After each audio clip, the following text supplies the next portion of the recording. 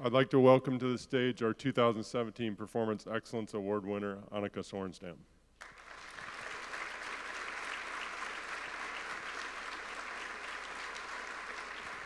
You can pick whatever seat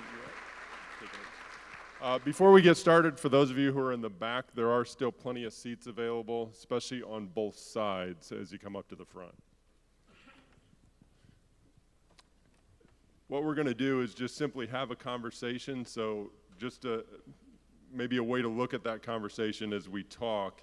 You're probably not going to hear just cold sports psychology principles, but it's just more of a narrative, and some of the takeaways to think about are how Annika approaches things, what are the things that she used to be successful. So as we get started with that, let's go back to childhood. And you started by playing multiple sports. So can you talk about those sports you played growing up? Absolutely. So I grew up in a family where sports was a big deal. I'm from Stockholm, Sweden. So tennis was a big sport. Soccer was a big sport. Downhill skiing. I played badminton, ping pong, table tennis. Maybe it's more officially right. I just loved sports. Anything with a ball I loved. Liked to be active. So I kind of dabbled early on and maybe a little volleyball here and there. And so for the people that work with parents, potentially overzealous parents, when you look at the start of your sports career, number one, what role did your parents play in that? I would say, I have a younger sister, so I would say our parents were, very supportive. They drove us everywhere. They gave us the resources, whether it was, equipment or, we had a big basement growing up.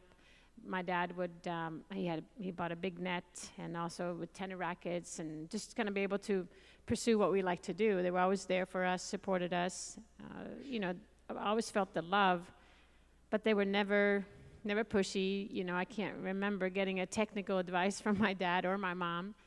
It was more, you guys like to do this, then do it. So it was always there, and but I would say that, I would tell them more what I wanted to do, and they would kind of see if they could help and get me there or whatever was needed. And earlier you talked a little bit, when you talked earlier about your initial experiences with golf. Can you share those? Yeah, early on, I actually thought golf was quite boring. It was very slow. It felt like it was a game for old men. I wanted to chase something. I wanted a little, more activity. So early on, it was, my parents would play. As a matter of fact, my mom was pregnant with me when she started to play. So she said that I felt the rhythm early in her belly, moving. So she claims that she has a lot to do with my success, but and of course she does. So, but, we would be there, in Sweden we have pull carts, not so much, golf carts. And so we would my sister and I would, hang on each bag, and they would pull us like it was ponies around the golf course. They would drop us off at this little forest area, and for maybe 3 or 4 holes we would climb trees, and then we'll get back on the pull cart. And then at the back 9, they would drop us off at the clubhouse and say, here, here's some money for an ice cream, and, we see you in the 3-4 holes. So, to me early on, it was fun. It was, ice cream and just hanging with my sister. We would climb trees, and, the club where my parents were members, you buy individual membership. So my sister and I, we were not members, so we were not allowed to practice. But we would sneak out and on the putting green and putt a little bit when my parents were playing, and the general manager would come out and say, hey, you guys are not members, and he would chase us off the putting green. Then he goes back in the office, and we will sneak back out, and I'm sure he, like a yo-yo back and forth. So obviously now I kid, he's not there now, but a few years ago I would go there and say, hey, can I go putt? And he would let me putt. So, but that was kind of what... So, but it was, that was kind of golf early on. It was nothing serious. It was nothing really that I felt that I wanted to do. And then around age 12, you start playing golf. Mm-hmm. And kind of walk us through those experiences when you start playing. Yes, early on it was, I was 12. Today that's probably considered old if you compare to some of the youth today. But it was, just random junior camp my parents signed me up for. And, it was a little bit of interest. I didn't really speak a lot of English at that time, but they had, a ball that was yellow and it said Pinnacle, and for some reason I thought it said pineapple, and I thought that was fun. And then And it was just, I associated golf with fun early on. There was no seriousness. There was some technical, guidance, but other than that, go out there and play with kids your age and, just hang out in the summer. And so through that path from the age of 12 to 16, when do you start becoming serious about golf? I think the more I played, the more I realized that what a tough sport it is and how every day is so different. You leave and you feel like, well, I figured this out, and then the next day you felt like you start over, or yesterday the cup was a lot bigger than it is today, and it was just a tough sport, and I was just determined to get better, whether it was, driving it straighter or driving it longer or making more putts or chip or hit better bunker shots, just those small little things. And at the age of 16, I remember telling my dad, I'd had enough of tennis. My backhand wasn't strong enough in tennis, and it seemed like every opponent realized that pretty quickly. So it just wasn't as fun. I didn't really advance anywhere. I didn't get anywhere with my tennis. And golf, I felt like I was improving. I could play to my strength. I was hitting low draws early on in my career, but you can still play with that. It wasn't like you have to have a certain shot to move. And I like being out there practicing on my own. And tennis, you always needed a partner. And a lot of times you would like to have a partner that's a little better than you, so you feel like you get a little bit of a challenge. In golf, I can go out there and hit some balls, and then I can putt. And it was just, I love being outside. And so I think that's slowly how I got hooked, so to speak. In one of the important moments you mentioned early on, it's you're on the range and it's raining, and you call your dad and he picks you up. Yeah, so it's raining, and it really wasn't that much fun. It was a little cold and windy, and I wanted to leave, so I called my dad, and he picked me up, and we drove away. And there were a few other kids hitting balls in the rain, and my dad again has been very supportive, but not pushy or not really, he's never gotten in my way. But he turned to me, and I'll never forget, he said, "Annika, I just want you to know there are no shortcuts to success." And to this day, I can hear him say it, and the way I felt sitting in the car wanting to leave, because I was hit by a few raindrops. I mean, big deal. I realized that this is not going to hold me back, and if I want to get somewhere in life, I got to just, pull through, whether it's rain or wind or bad bounces or whatever you want to call it. It's just, I realized then that, if you have the desire, you just got to go through it. And you had an inner drive, and talk about, especially as a child, as a young athlete, what kind of competitor were you? Were or still am. I'm very competitive. I'm very competitive. I mean, early on, I remember just playing cards or chess or something. I wanted to win. I just wanted to excel. And, there's been some cards flying, some pieces of chess flying here and there, anger, but I always wanted to do better. I always wanted to improve in something I did. And, if you think of some of the stuff that I've gone through as a little kid, nothing dramatic or anything, but just things that we have to go through, hurdles or things that don't come easy. I was extremely shy growing up, didn't want to answer questions in school because I thought if I answered the wrong answer, then somebody would laugh in my class, so it's better to be quiet. But then, of course, the participation grade wasn't as good, so it was always that little battle of, do I dare to say something, or it better be quiet? So even on the golf course, when you win, you have to give a winning speech. And, the competitor that I am, I wanted to give my best on the golf course, but coming down the stretch, meaning the last, few holes, knowing that I was doing maybe, too well to give a winning speech, the fear of holding a microphone and being on stage, so I would miss on purpose. I would do a 3-putt or a little chip in a putt, just kind of slowly, miss there and finish second or third, so I'll still get a prize, but I don't have to say anything. So you can imagine going home in the car, my parents were wondering, how do you feel? And, they probably wonder, why is she choking in the end? But not knowing really the reason why. So my parents called a tournament director in a tournament, and they came up with a plan, and they wanted everybody to say something. So you can imagine, that's not really what I felt comfortable with. And my dad said, why don't you just bring up your, one of your clubs to the stage and, make a little joke out of it, saying, hey, I'd rather have my clubs do the talking.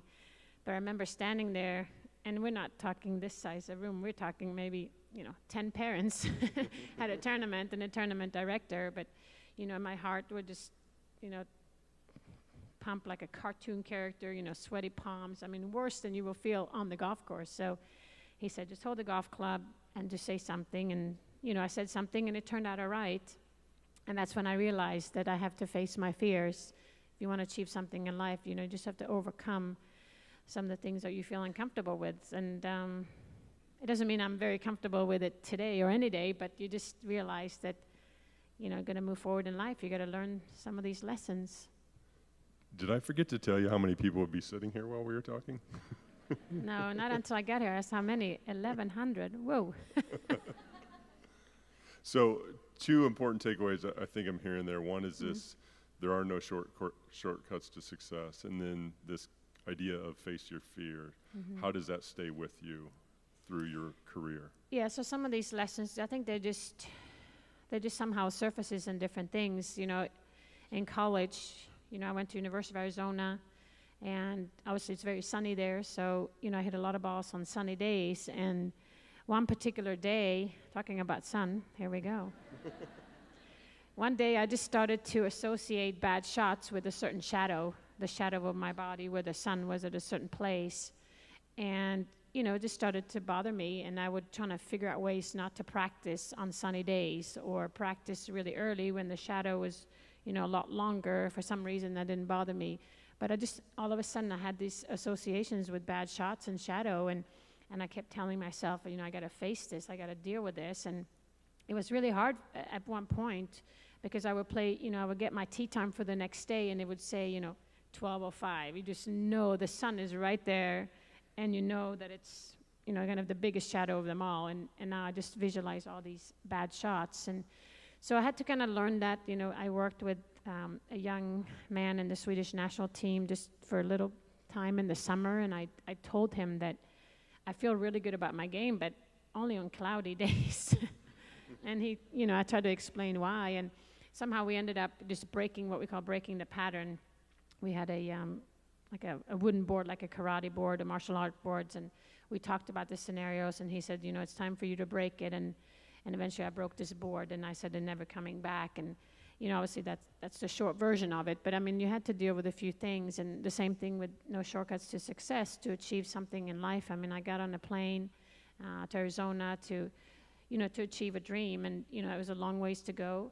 New culture, new language, just being very lonely. You're 1,000 miles away. I came with a suitcase and a golf bag, and my roommate, she came with a U-Haul. I think she brought her whole house. So, and you just you sit there in the little room, and I'll never forget, I've been there for a few days, and I was obviously a freshman, and we had a strong team, and the coach told me and another freshman that the two of you have to, there's one spot for the two of you. And I thought actually I had flown here that I already had a spot, but that's not how it works. I didn't know what NCAA was. I didn't know anything. I just knew that I had a scholarship to play some golf and to study a few things. So she put us on this desert golf course. I've never seen a desert golf course. I don't know if anybody of you, how many of you play golf, and if you have played desert golf course, but literally you missed the fairway and you're in snake land. There's rattlesnakes, so you better not hit it there. So we're on the range, and the coach says, she's kind of looking at the two of us, and I've never been in a situation where just two of you play for one spot. So she comes up to me and she said, I don't like your swing. And I thought, you just flew me all the way from Sweden. There's got to be something good about this game. So, but anyway, we go out and we play, the two of us, the coach is watching, and, I was very nervous, but really didn't know what to expect. I've never done this before. I shoot 4 under in the front, and this other, Susan was our other freshman, she shot 3 under. The coach leaves, and then the next week or so, they picked a team, and both of us were on the team. So that was pretty cool, but it was, again, you just got, there's no shortcuts to success. You just got to go out there and work hard and do your best. And so, I know every athlete have different stories, what they've gone through for testing, but that was a little different than growing up, where I didn't have that cutthroat type feeling. And so your first year at Arizona, you then go on to win the individual national championship. And what were your thoughts on that? Well, I was obviously very pleased. I think, again, growing up in Sweden, not really knowing what NCAA was or what kind of the meaning of it and the history of it, and you know, the success of other athletes. For me, it was a big tournament, but I didn't really know, you know, impact it would have. So I think, you know, I didn't have the pressure that some of the other girls would have, because they grew up watching other athletes, you know, play in the NCAA finals or whatever, something that would really mean so much for them. So of course it was a big star on my resume. I was, you know, very happy with that, and it gave me more confidence, of course, going into the sophomore year. And that's kind of, I guess I realized a little bit more what it meant, because that was when I was introduced, and all of a sudden I was the NCAA champion. So that was very nice. So you stay at Arizona 2 years and you leave. Why do you leave Arizona?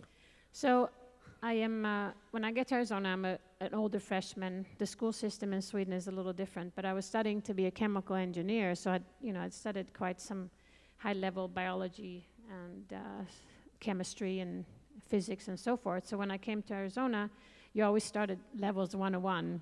I mean, English 101 was certainly needed, but there were some classes I felt like I've already done this. So I was hoping to get some of my credits moved over, but they didn't accept my Swedish credits, so I felt like now I'm starting over again. And it's like you're on the fourth hole and you have to play number one again, and you're like, well, I've already done that. So I decided that it's time to move on, and I had looked at a few LPGA tournaments. They've been to town. I'd seen, Nancy Lopez hit balls on the driving range where where we would practice, Patty Sheehan and Betsy King and all of those stars at that time. And, the desire to try that out was getting, a little stronger. So I said, maybe I should give golf a try. Okay. So at that point, your first year, you miss getting your card by one shot. Mm-hmm. What was that experience like? What was the takeaway? Yeah, so to play on the LPGA, you need to qualify. There's 2 different stages, and I remember feeling good coming into this event. I had a good preparation, and of course, a little nervous about thinking, felt like your career will be determined in 54 holes. So I ended up missing by 1 in the playoff, and I felt, that this was kind of the end of my golfing career. I thought this was all and everything. So, after pouting for a few days and some tears and analyzing everything, I realized that, I'm not giving up yet. I gotta, there's more opportunities out here, and maybe there's a reason why I didn't make it. Maybe I'm not ready. Maybe I need to get ready. Maybe I need to get tougher. And so I started playing Europe. I got a few invites on the LPGA because I was, I'd played college golf. And when I played in those events, I really realized that this is what I want to do, and I was more determined to get my card for next year. So on the LPGA, you can Monday qualify, which means you go to a tournament and you can play 18 holes. They have always 2 spots available, and if you one of the 2, you get to play that week. So I tried that a few times, and again, I think just the desire of this is where I want to be was so strong that I worked hard, and next year I got my card, my tour card. And at that point, what is your identity as a golfer? My identity as a golfer, I was obviously totally new to the scene. I had a good resume, amateur resume, and not from young, but obviously, I was a late bloomer. I wasn't really a long hitter at the time. I think I was more known for hit fairways and hit a lot of greens. Iron play was my strength. But I don't really think anybody really knew who this Swedish player was. It was... I didn't really know a lot of the players out there, and it wasn't until '95 that, I went to Colorado Springs, played at the Broadmoor, and it was the U.S. Open, and I played quite well. And after that, my career had never been the same. And at that point, did you have long-term goals, expectations for yourself? I've always been a goal setter, short-term, long-term. I just never really shared it with anybody. I would write them down, and I would have them as kind of my guiding light, or, I called it my goal ladder. I would always have, a top goal, and then I would have these steps would be short-term goals. And, at the top early on was, winning the U.S. Open. But I really didn't tell anybody, but in my mind, that was what I wanted to do. So, college golf was one of the first few steps in the ladder, and then obviously turn professional was another one, and then get your tour card was another one, and then in '95, I reached the top of my ladder, yeah. So, and how do you feel at that point? Because you've reached the top of your ladder. What was next?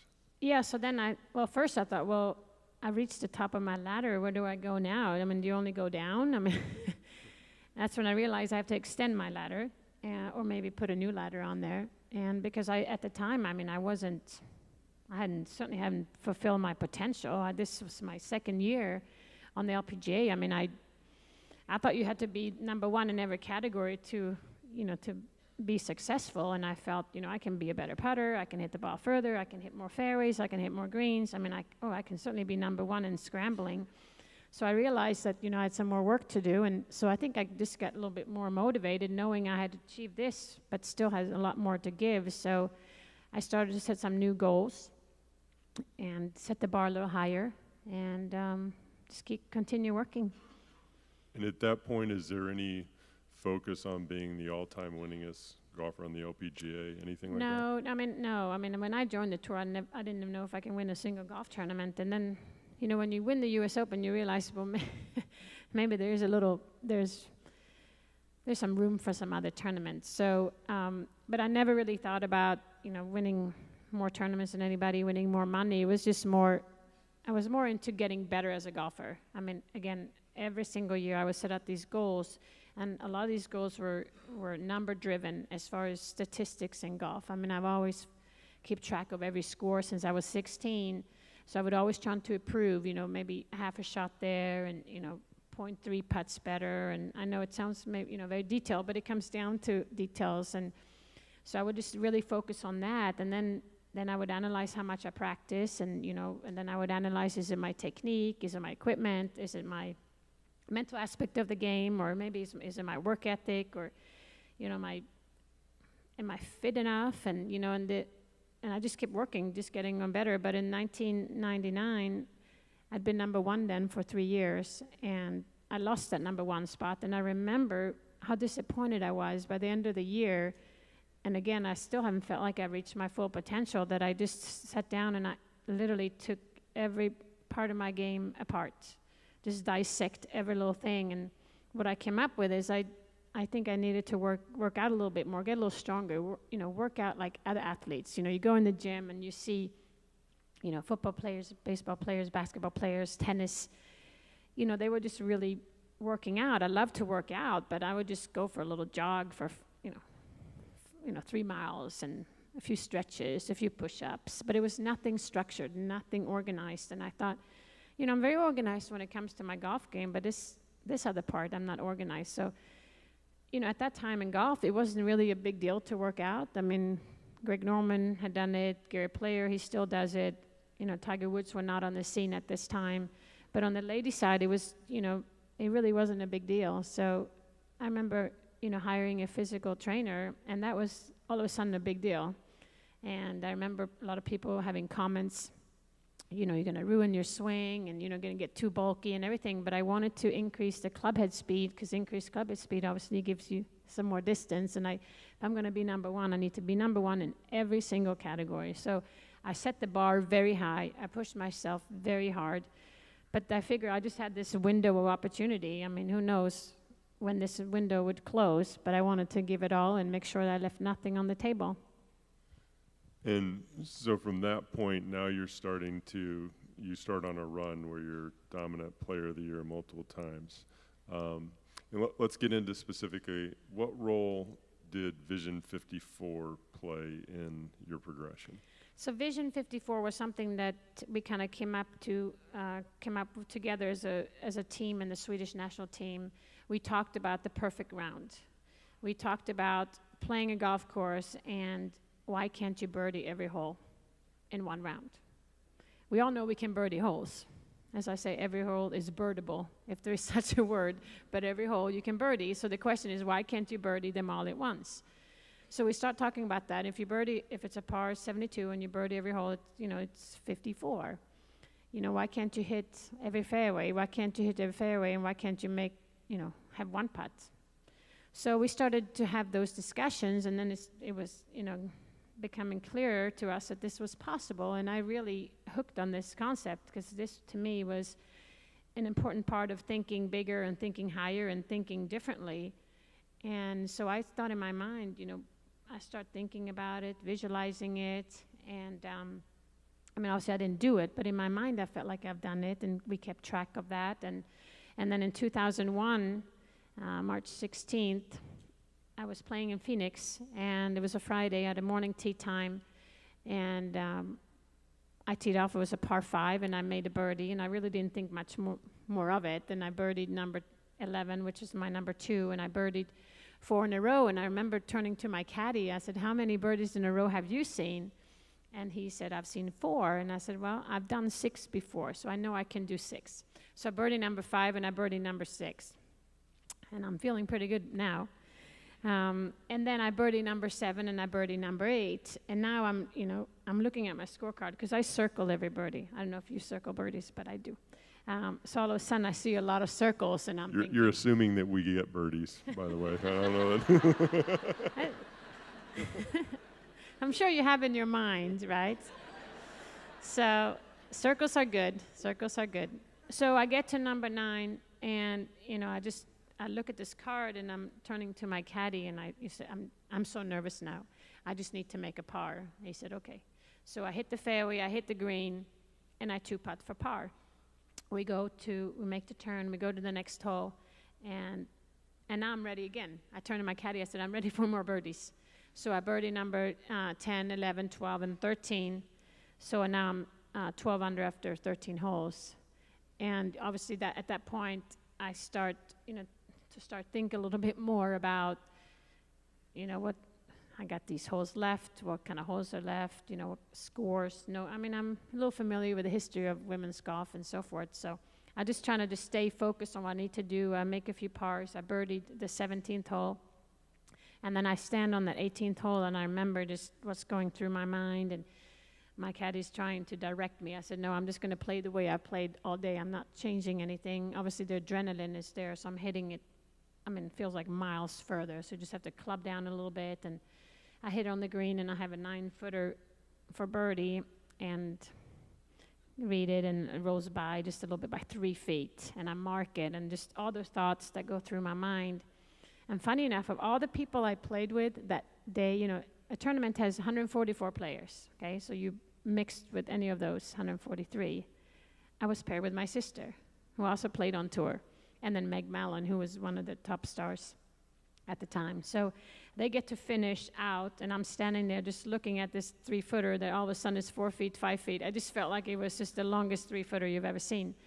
Just having, the thoughts in my mind, what I need to do. And then it was my turn, and I remember going through my routine. I was, very focused on pre-shot routines and the process. And I remember thinking to myself, if you miss this putt, it's a good round. It's 60. No other lady I've shot 60.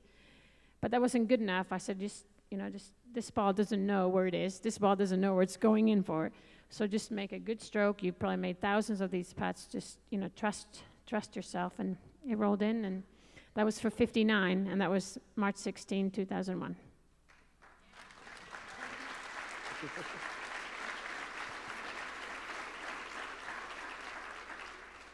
What's fascinating about that is you shared that, was you birdie 8 in a row, and then you try to par the 9th. When you look back on that, where does that come from? I don't know. I would say, why did I say that? I wish I would have just kept going. Why limit yourself? Maybe I should have thought Vision 53. I don't know. I've analyzed that round over and over. I've never shot 59 again, and I've never really felt. I've been in the zone, luckily, quite a few times, and it's obviously very cool when you feel like you can do anything. But the reason why I just wanted to make par is I was so uncomfortable. But I'm glad that after that par that I was ready to be uncomfortable again. And I think you just have to be in these type of situations, to get comfortable. And once you do it, all of a sudden that's the new normal, so to speak. And I think for me, I wish in a way I wouldn't have looked at the scorecard, but I would still have it in my mind. But try to avoid, the obvious is to seeing the circles, trying to avoid looking what's ahead instead of just hitting a good drive. I always tell people the most important shot is the shot you're hitting now. This is the most important. It doesn't matter what you did 10 minutes ago, what you're going to do an hour from now. This is the most important shot. So, when I was going through this, I was still, and I'm still learning, and I think we all learn every single day something new. But it's funny when you look back at it and you go, why did I just do it there? And then all of a sudden I felt fine again. So. And when you're 12 under through 13, where does your focus go at that point? I mean, at that point, I'm not talking to anybody other than my caddy. I think my sister and Meg, they're like way over there. They don't want to get in the way. And, the crowds were getting bigger, and it was just more, it was a little bit surreal. It's how low can you go? And I mean, I hit every green, so I literally have 18 birdie opportunities. So, I know it's possible. It's just that when we start thinking, and I think all of you know that, when we start thinking, we just get in our own way sometimes. To me, it's like I have two people in my mind. I have this good guy and this bad guy, and they kind of fight back and forth, focus. No, don't focus. You're doing great. Then they go back and forth. And it's just, you just got to overcome that and make sure the good guy is leader by the end of the day. But I mean, of course, I start thinking about tough holes coming up, and then you start thinking, I mean, I've done this. I mean, this was luckily in the end of the round. I've done this early in tournaments, especially the majors, where I start thinking about the trophy and which side I should hold it. Do you hold it on the left, or do you hold it on the right? And your mind is, days ahead, and instead of, then I got to catch myself and say, well, no, the most important shot is now. Don't go back and forth in as far as time goes. You got to focus on here and now. But again, when we start thinking, and I think that's what makes golf so hard sometimes, is we have a lot of time to think. You hit a shot, and then you walk to your shot. You can either wonder where it is. If you don't see it, then you're wondering where it is. What kind of lie do you have? And, in other sports, it's different. It's more reactive. Like in tennis, the ball will come to me, and I really didn't have a lot of time to think. It's just take the racket back and swing it. So it's a different kind of motion, and that's what golf is. It's just got to keep your mind. You got to learn how to turn it on, and you got to learn how to turn it off. Because if you're always on, you're going to be mentally tired by the 12th hole. And that's what I see in a lot of golfers. They're just so focused and so excited, but they never shut it off. They talk about every shot all the time, and they go to number 11, and they talk about the putt on number 7. And I'm like, that's irrelevant. You're right here on 11. You got to stay in the present. And how do you do that? How do you shut your mind off? How are you able to do that? Well, I have learned throughout the years that, I got to learn to, associate and dissociate, meaning don't just bring the good stuff with you and let the bad stuff kind of hang over here. And, I would distract my mind to talk about other things. I would have a trigger when it's time for me to hit a shot. My trigger will put on the glove, and when the Velcro, the Velcro hit here, that would be my trigger. Kind of like a boxer goes in the ring, you hear a bell. It's probably an easy thing, but that would be my trigger to just learn how to focus and do it for 24 seconds and then turn it off. And then I would have a quick reaction to the shot, some kind of emotion. I think it's fine, whether good or bad. I think that's how you learn. That's how you kind of strengthen your memory.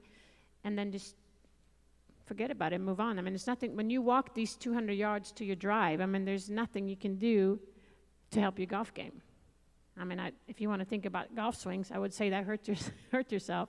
If you're trying to think about another hole coming up, I mean, I can tell you as a junior golfer, I would come to, I had, first of all my golf equipment, I earned it whether I was on the driving range or golf balls because we found them in the lake. That's how I got my golf equipment. So you can imagine when I find a really good golf ball, I would only use it on good holes. I would come to a par 3 with a lake. I would change ball to my crappiest ball that I have. But now afterwards, I think about it. It's like, what am I telling myself? I'm telling myself I'm going to hit this ball in the lake because I got my bad ball. So it's just these mental games in the game of golf, and I'm sure other sports too. But eventually, I would do the other way around. I said, okay, I'm just going to play with my good ball, and you better focus. You better not hit in the lake. And how did you develop these strategies over time? Was it just self-learned? I mean, where did it come from? I think a lot of it is self-learned. I look a lot. I learn from others. I test a little bit here and there.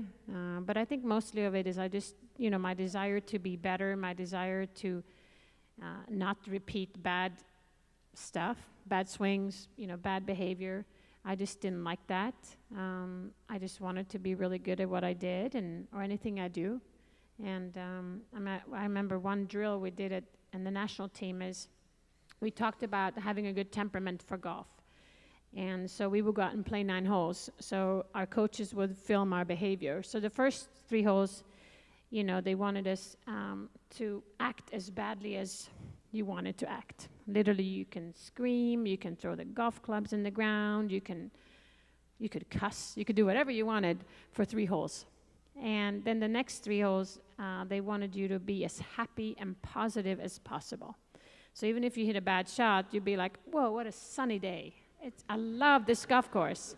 You know, walk very tall, walk with your chest out, just, you know, be very proud. And then the last 3 holes, we had to be just kind of ourselves, kind of be neutral. And it was really interesting to just, you know, just to recognize your emotions. Number 2 was recognize the energy level. And number 3, and then to see you on the video. First of all, to see yourself when you're behaving like an idiot was not very good. I mean, it was just, all right, I'm never going to do this again. And then when you watch yourself being happy and, you know, it just gives you this energy level of, you know, just being positive. And the scores certainly revealed the difference. You know, when you're down and you're very negative and, you know, just look at the body language, how, you know, your shoulders are, you know, shrugging like this, you're talking to yourself, you know, just saying some nasty words compared to, you know, getting your chest up and walking tall. It was amazing. So I think, you know, that exercise is, you know, I still think about that, how good it was just to kind of get a reflection of how important that body language is. So that was a lesson I learned there. So I guess I picked it up a little here and there and then trying to put it all together in one recipe. And through that and kind of these experiences, you talked about the importance of developing routines for you. How did those develop? Well, early on, I really didn't have a lot of routines. I would just do what I liked to do. I would just go out there and hit some balls. And as a matter of fact, I hit balls all day long. I never worked on my short game because I didn't like working on my short game. And I figured if I hit every green, then I'm going to make some putts. And it wasn't until I came to college I realized that maybe, you know, I have to broaden my game a little bit. I played with some of my teammates, and they had amazing short games, but you know, they didn't hit a lot of greens, but by the end of the day, they had lower scores, and I couldn't figure that out. And I realized that maybe I should spend some time on my putting and some chipping. But, you know, it's just, that was a little bit of a stubbornness. I mean, I am quite stubborn. You can ask my husband right here. You know, once I get set on my mind, it's kind of how I do it. But a good example is I really didn't work a lot on my bunker shots because I was averaging almost 16 greens around, which means, you know, you literally miss 2, maybe 3 greens around. So isn't it better to work on my long game so I miss 0 greens? So I never forget the story. We're playing in Tucson, this course that actually I played in college. We come to the 72nd hole, and I'm 1 up or leading by 1. Par 5, I hit a good drive, and I have a chance to reach the green in 2. I hit a good 5-wood, but it lands on the green and rolls over in a bunker behind the green. And bunkers, again, were not my strong suit, but, you know, I hit it up to about 15 feet, and I 2-putts, so I make par. Turns out the other player I play with, she birdied. We're now even, so we get in the playoff. Same hole. We both hit a good drive, and we both end up in very similar positions. We both go for the green, and of course, we end up in the bunker behind, in the same bunker that we had on the 72nd hole. It's my turn to hit first. I hit a bunker shot. I hit a little better, about 12 feet. Rachel, who was my playing opponent, she hit it to about 4 or 5 feet. I 2-putt, and she makes the putt, and she wins. And you can imagine how upset I was. And I remember my coach was there, and I said, where's the nearest bunker? Let's go practice. So I left there knowing that that's, you know, you cannot avoid working on your weaknesses. As they say, you know, you're not stronger than the weakest link is really what holds you back. And bunker game was my weakness. So the next year, my goal was to get, you know, to be the best bunker player on tour because I didn't want to end up in a situation where I couldn't handle it. So that was a tougher lesson to learn, but whatever it takes, right? So, and you're always taking on new challenges. In 2003, you end up playing in a PGA event with the men. Talk about that experience, going to the first tee, what that was like. Yeah, so this was first of all, it was in January. I was at a press conference in Orlando, and somebody asked me if I ever thought about playing with the men.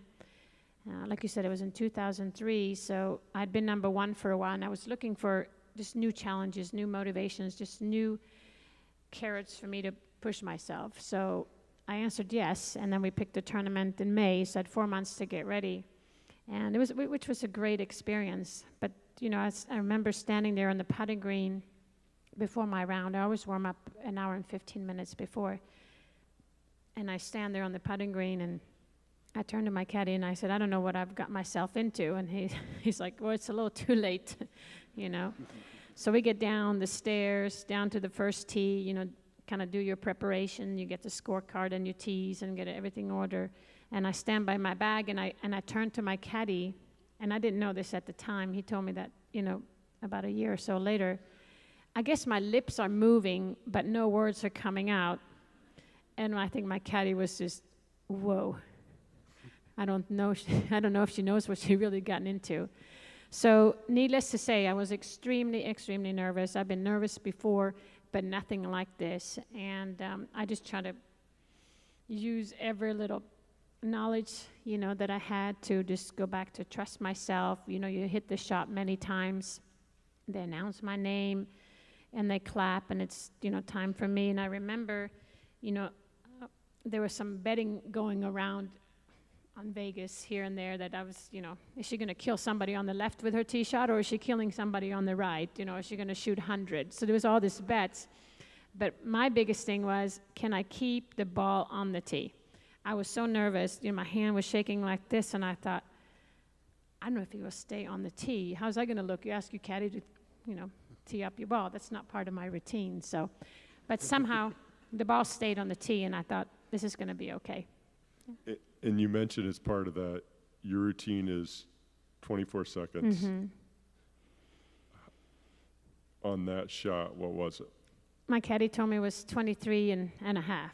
So literally, I was sticking to my routine. So, which I didn't know he was timing me. But, a lot of times when we end up situations where we're uncomfortable, we either take more time or we take less time. And somehow, I guess I just was thinking about my process. And what was your process specifically? Well, specifically, it would, again, it would be the trigger, which will be the glove. Normally the glove is in the pocket, and then when I put it on, it would be the trigger there. I divide my area into two parts. I don't know if you can see here, but if I was going to pretend that this was my area, I would have the ball over here, and I would have a line in between, and I have another area here. Where the ball is what I called the play box, which is where you play. And then in this area is what I call the think box. So in the think box, obviously you think, and in the play area, you play. So I'll make all my decisions within this thinking area, and I would take a practice swing, and I would visualize the shot. And then when I was ready, after 20 seconds, I would walk over this, what I call the imaginary line, and this is when I would just execute. I would do a little waggle, to get tension out, and then I would execute and just hit the shot. But that's really kind of my process area, whether it was on, the drive or the putt, to really be able to divide them up in different areas, because a lot of times, we have a hard time making a decision, and then we have a hard time to commit to it. A lot of times we mix it. Golf, I see a lot of people think in the play box, and I see a lot of people play in the think box. That it's okay to think, but do it in the right place, and once you step over here, you commit to the decision you made here. And so you ingrain that process. If you then have awareness that you're thinking in the play box, what do you do? I'll step up. I'll get back in the think box. A lot of times, in golf, it could be the wind picked up, or, there's just something just happened. Maybe, that's the thing is when you play golf, you pick a target, and you got to line up, and you got to focus on that target. A lot of times we aim at the target, and all of a sudden, you might have this doubt creep in your mind, and you go, ooh, there's a bunker on the left. Maybe I go a little more right. And then, you just that last minute change that put hesitation in your mind. And when we have hesitation, a lot of times we have tension, and I know what tension does to you. So I would step back and kind of, okay, let's refresh, start over, take a big breath, maybe even change change club if you needed to, if the wind stopped blowing. But start over and really get your focus, and then get over there and just kind of execute. And I guess stepping out from that too, when we talked earlier about playing in the PGA event. I asked you what your goal was for that. What was your goal? Well, my goal was just, I really wanted just to test myself against the very best golfers in the world. I mean, I'd been number one for a while. Like I said, I was looking for ways to get better. And I wanted just to see what I was made out of. I wanted to see if I could handle the spotlight. And, I'd practiced with the guys, growing up, at the club. We played with the boys. It was just because there were more boys than girls. So, and then in living in Orlando, I practiced, it's this golf mecca, if you didn't know, but there's a ton of golfers around here. And, I would practice with Tiger quite a bit. He just lived around the corner. And it just inspired me. It just made me better. And so for me to get a chance to play with the guys under these circumstances, it was just, I thought this would help me to reach my full potential. That was always my goal. Like, once I reach my full potential, I'm done. And this helped me. I had the lessons I've learned. In 2004 and 5 and 6, I had the best years on tour. And that's when I stepped away in the end of 2008 because first of all, I lost my motivation. I felt like I'd achieved everything I wanted to achieve. And I really didn't feel I could get any better. You can maybe talk about Vision 54, but I've shot 59. I'd had that consistent level for a long time, and I wasn't hungry for any more tournaments. I wasn't hungry for majors. And I think when you look yourself in the mirror and you realize that you don't have the hunger to win a major, maybe it's time to step away. And, the way I look at it, and I told everybody at the time, I felt like I climbed my Mount Everest.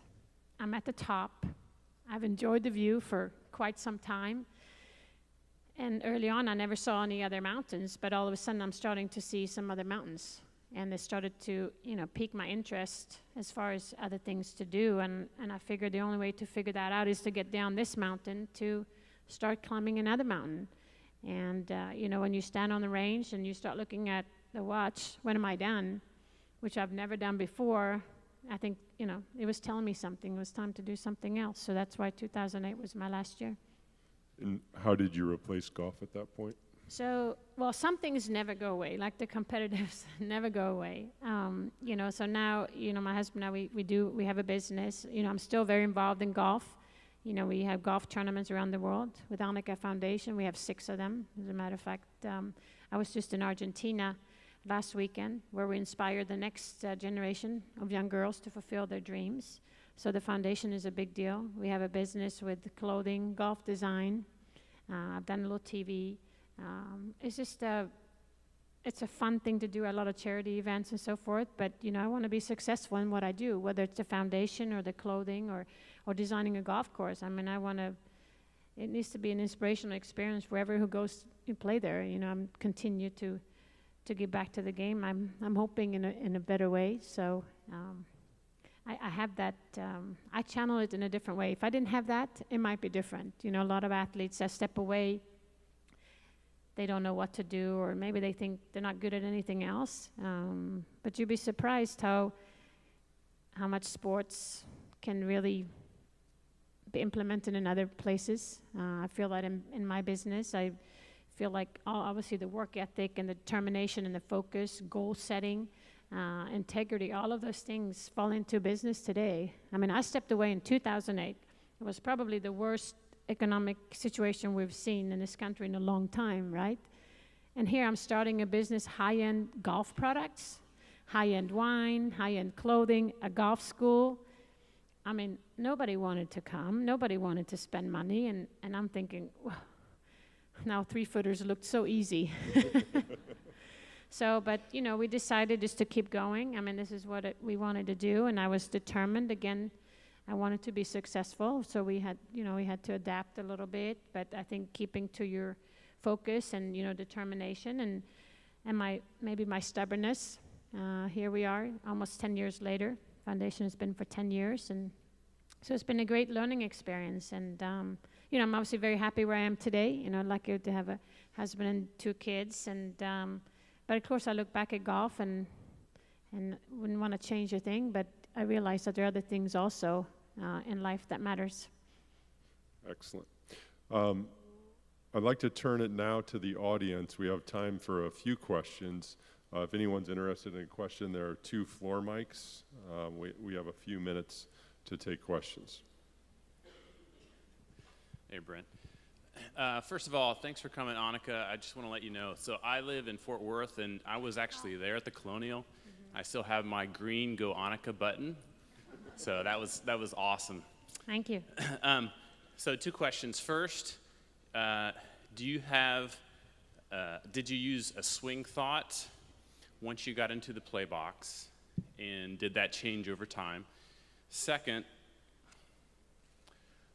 after a bad shot, it's common, or if you're not playing well, it's common to make swing adjustments.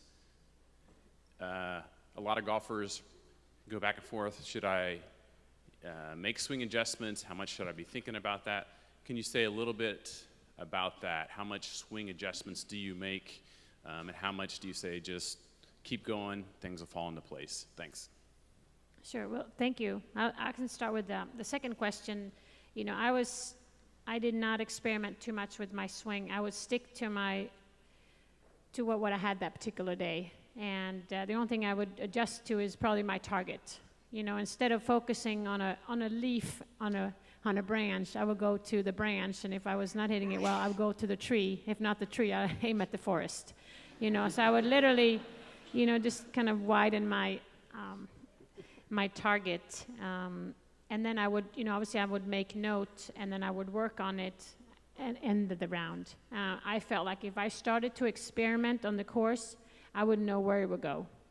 So let's say I have a day, like my preferred shot was a draw. And if I wasn't drawing, you know, I would most likely, you know, had a little cut in the shot. I would play with a cut all day.